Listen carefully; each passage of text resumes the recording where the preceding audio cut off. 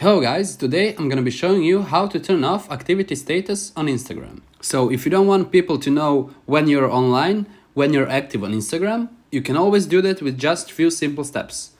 So first and the most obvious thing, we're gonna open our Instagram. Now we wanna open our profile, so I'm gonna click there. Now at the top right you have these three lines, so you wanna click there. And now we wanna choose settings. Then we wanna choose privacy. And when you scroll down, almost at the very bottom, it says activity status. So you want to click there. And now you have two options here: show activity status and show when you're active together. So it's simple as this. You just need to switch these toggles off. So I'm going to do that.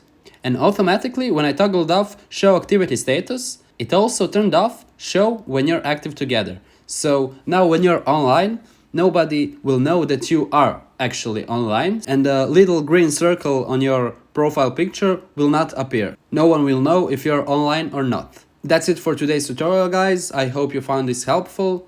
Thank you for watching and goodbye.